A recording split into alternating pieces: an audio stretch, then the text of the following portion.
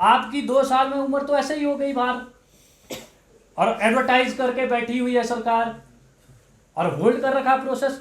अब इसमें एक लॉजिक ये है कि एक आईपीएस थे हमारे, छज्जू राणा जी है शायद उनका नाम, उनकी डेथ हो गई थी, तो सरकार ने ऐसा तोहफा दिया कि साहिल राणा को सब इंस्पेक्टर लगा दिया, वो भी करुणामूल आधार पे।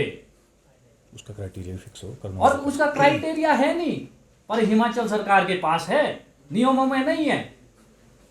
क्योंकि इस तरीके की कार्रवाई अगर स्टेट करती है तो रोजगार कहां मिलेगा। अगर आपने करुणामूल आधार पे सब इंस्पेक्टर लगाने हैं, चलो क्लास 3 क्लास 4 के लिए लगते हैं, जो नियम बोलते हैं, जो हमने भी पढ़े हैं।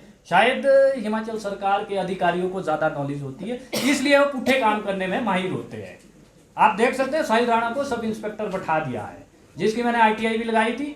शायद इसमें हमारी लीगल ओपिनियन क्या रहती है, इसके बाद हम कहाँ जाते हैं, इस पर कार्रवाई जरूर करेंगे, ऐसा नहीं है। बाकी हमारी टीम ऑब्जर्वेशन करती है और लीगल एड लेती है, और लीगल एडवाइजरी से क्या निर्णय निकलता है। अभी हम आउटसोर्स पे लड़े हैं, साथ में अब हमारे साथी पुलिस के बारे में थोड़ा सा अवगत करवाए। सरकार ने क्या बोला, सवाल ये नहीं है। सवाल ये है कि ये जो टाइम बॉन्ड आप फिक्स क्यों नहीं कर पा रहे हैं। जब आप कोई भी पोस्ट ऐड करते हो, एडवर्टाइज करते हो, उसमें मैक्सिमम 6 मंथ से ज़्यादा डिलिंग पीरियड नहीं होना चाहिए। ये जयराम सरकार ने भी बोला विधानसभा में, और इस सरकार के कुछ मंत्रियों ने भी ये बात रखी थी। लेकिन प्रैक्टिकली क्यों नहीं है?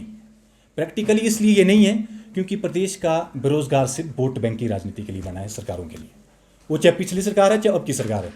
अब ये नहीं रहा है वैसा बेरोजगार विवाह। अब ये बिल्कुल ठान चुका है कि आर पार की लड़ाई भी यदि लड़नी पड़े तो सरकार के खिलाफ ये भी होने वाला है।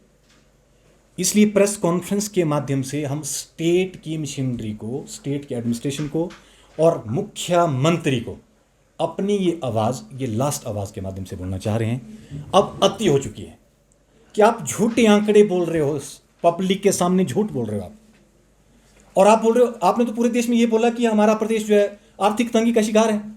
आर्थिक तंगी का शिकार यदि आपका स्टेट है तो आप 1.5 लाख रुपए चेयरमैन की सैलरी किस आधार पे दे रहे हैं? आप हर अपने दोस्तों को कैबिनेट रैंक का दर्जा किस आधार पे दे रहे हैं? यदि आपका प्रदेश आर्थिक तंगी के बेहाल पे है, सेंटर से आप पैसा नहीं ला पा रहे हैं, वो हमारा वो नहीं है। हम तो प्रदेश के एक नागरिक हैं। हमने तो इस हैसियत से आपको वोट दिया था बेरोजगारों ने कि आप जो है हमारे भविष्य के बारे में बेहतर सोचेंगे। आपने बोला कि आप जो है 1 साल के अंदर मतलब लगभग जो है आप जो है कम से कम 50,000 नौकरियाँ देंगी। तो आपका जो सरकारी आंकड़ा हमारे सामने है, 2 साल में सिर्फ पब्लिक सर्विस कमीशन जो सिर्फ वही बना है।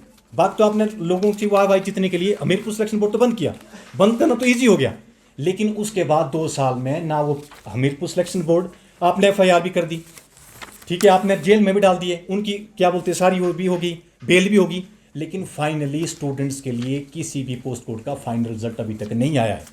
कोई भी अपॉइंटमेंट नहीं हुई है, जितनी भी अभी तक ये सारे पोस्ट कोड आए हैं। तो ये बहुत बड़ी विडंबना है प्रदेश के लिए। तो आने वाले टाइम में यदि ये इशू सीरियसली सरकार नहीं लेती है तो आने वाले टाइम में जो है इसके ऊपर जो है बहुत ज़्यादा वो होने वाला है। ये इसमें मैं आपका मीडिया का ध्यान न हो रहा है। देखो, सबसे बड़ा इशू तो ये है, तो हिमाचल प्रदेश के अंदर ये जो बेरोज़गारी है, आप सब जानते हैं कितनी तादाद पे बढ़ रही है।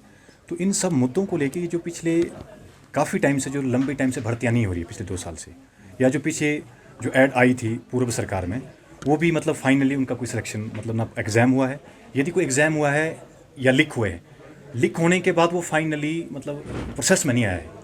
तो इन सब मुद्दों को लेके जितने भी पोस्ट कोड हैं प्रदेश के अंदर, वो चाहे क्लास 1 के हैं, क्लास 2 के हैं, क्लास 3 के हैं, क्लास 4 के हैं, TGT हैं, PGT हैं, JBT, जो भी जिस तरह के भी पोस्ट कोड के एग्ज़ाम हैं, उन सब मुद्दों को लेके हमने आज प्रेस कॉन्फ्रेंस की है। तो हमने सरकार को आगाह किया है कि जल्द से जल्द इन मुद्दों के ऊपर हमारी मतलब बात को सीरियसली लें, क्योंकि प्रदेश का युवा ही है जो आपकी सरकार को जो है बनाया था, और प्रदेश का युवा ही है जब सड़कों में आता है तो आप जानते हैं कि किस तरह से जो है सिंहासन हिलता है। मांग पत्र क्या है? मांग पत्र ये है कि जो भी ये पोस्ट कोड है इनको जल्द से जल्द एडवर्टाइज किया जाए और जल्द से जल्द भर्ती का प्रोसेस शुरू किया जाए।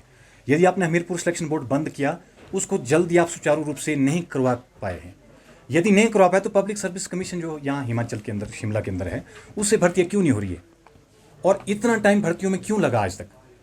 मैक्सिमम 6 महीने से ज़्यादा भर्तियों में टाइम नहीं लगना चाहिए, वो चाहे कोई भी भर्ती है। आप UPSC की तरह कैलेंडर जारी करो, ताकि बेरोजगार को ये पहले ही पता हो कि इस साल मेरी ये भर्ती होने वाली है, मैं उस हिसाब से अपने आप को प्रिपेयर करूँ। ये पूरे का पूरा इस तरह से जो है प्रदेश का जो युवा है पूरी तरह से त्रस्त हो चुका है। उसको ना ट्रस्ट ही खत्म हो गया, ट्रस्ट डेफिसिट बढ़ गया है सरकारों के ऊपर, वो चाहे XYZ कोई भी सरकार है। तो इसके लिए हम जो है ये सारा प्रेस कॉन्फ्रेंस की है। आने वाले टाइम में जो है इसके ऊपर इस तरह की चीज़ें ना हो। 20 तारीख को हम 20 तारीख को हम जो है सेक्रेटरीट का घेराव करने जा रहे हैं।